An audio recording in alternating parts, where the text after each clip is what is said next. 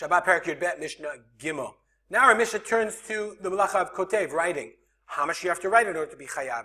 This Mishnah and the next several Mishnayot are going to discuss this issue. Says the Mishnah, HaKotev Shte Otiyot, if you write two letters, Bein B'yamino, Bein B'smolo, whether you do it with your right hand or your left hand, Bein Mishem Echad, or Bein Mishnei Shemos. So let's do the Bartanura. Right or left hand, what about a Shinui? So the Bartanura says, this is talking about Ba'adam Shu Sholet B'shtei Yadav. You're ambidextrous. He can write with either hand. De'ilu B'shakol Adam, anybody normal, Ktivat Smol, Einana Ktiva. If you're a righty, then left-handed writing is not writing, and the other way around. So therefore, when the Mishnah says, Bein b'yamino, bein b'smolo, whether you're right-handed or left, whether right or left, it only is somebody ambidextrous, which is very rare. Which is interesting because it's important to point out that the pshat of the Mishnah is not like that. But the halacha certainly is the way the Bartanura explains it. In the pshat of the Mishnah, it says it doesn't seem to matter what hand you're writing with. But in the halacha, it really does matter. Bein mishem echad, bein mishnei shemot, one mishnei echad is shteim alfin, one letter. Shtei shemot alphabet, or two letters. Bein mishtei simamaniyot, two different types of inks. B'chol lashon, in any language, any two letters, chayav. So any two letters, it doesn't matter. They can be two inks, two whatever, you're chayav. Let's make a chart. So Tanna Kama says, what's the balacha of kotev? Tanna Kama says, we're talking about shtei otiyot. Oops. Tanna Kama says, two letters. Let's go on. Amar Rabbi Yossi says, Lo chivu shtei otiyot el mishum roshem. Roshem means to make a sign, to make a mark. So lo chivu, the only reason the chachamim were only mechayev for two letters, because of a roshem, two marks. Shekach hayu kotvim al karshei mishkan leida eza ben zugo. So that was what they would write on the beams of the Mishkan to know which one is which one's partner. Let's see what we're talking about. I'll move myself out of the way. Here we see the beams of the Mishkan.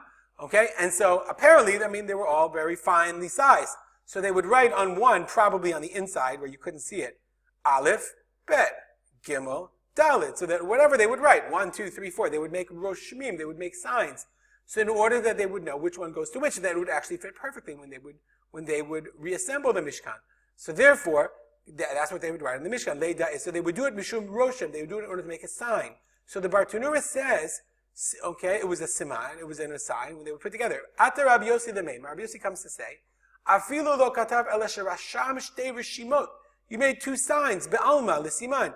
You put a little, you didn't have to actually write a letter.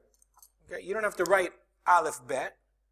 Okay, you don't have to write, I don't know if you can see this, but you don't have to write aleph bet, but you can just make two marks. If I make two marks, and the marks, can you see? Let's see if you can see. Yeah, you make two marks, and the marks have some significance. Then you're chayav because rishtei rishimot be'alma chayav. So that's Rabbi Yossi. Let's put him in our chart. Rabbi Yossi. Okay. Shtei rishimot be'alma. So the Tanna Kama says just two letters, any two letters. Rabbi Yossi says two signs. Let's go back to the Mishnah. Amar Rebbe, and I have a different version. In the Kahati it says not Rebbe. I think it says Amar Rabbi Yehuda. In other versions it says Amar Rabbi Yehuda. And Amar Rebbe. Interesting. I thought it was Rabbi Yehuda. Yes, other versions have Rabbi Yehuda. Amar Rebbe or Rabbi Yehuda. Okay? Matzinu Shem Katan Mishem Gadol. Sometimes we find a small name and a big name. Shem Mishimon. If you write Shimon, in there are the letters Shem. Ushmuel. See the Shem in Shmuel? Shem Mishmuel. Noach mi Nachor. I want to write Nachor and I only write Noach. Dan mi Daniel. I write Daniel and I want to write, and I start writing Daniel. I started writing two letters. I start writing Daniel and I get tired. Oh, but you wrote Dan. I started writing Shmuel but you wrote Shem. Okay? Gad mi Gadiel. God from Gadiel. So therefore, Kolomar, says the Bartanura, Af al pi shelo nigmar melachto. I really didn't finish. Shinit kaven lichtov teva gdola. V'katav miktzata. I really intended to write a big letter, big word, and I only wrote a small word. Ho'il ve'otom miktzat havya teva. Since that small amount is a word. Umit kayemet, and it's established. B'makom acher. It's an established meaning. Chayav. Meaning that according to Rabbi Yehuda, it can't just be shtei otiyot, it has to be shtei otiyot, mashma'iyot, with mashma'ut. They have to have implication, it has to have some meaning. Okay?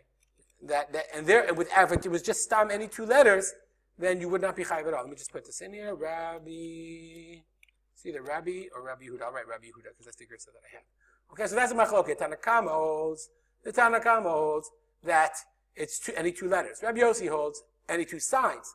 And Rabbi Yehuda says two letters that have to have meaning. Shem, Yishmuel, Noach from Nachor, or Gad Migadiel. We'll stop here. As always, if you have comments or questions, you can feel free to contact me at my email address, artspolter@gmail.com. There we are. We'll dedicate the learning to the memory of my father, Harav Simcha Yitzchak Kalman.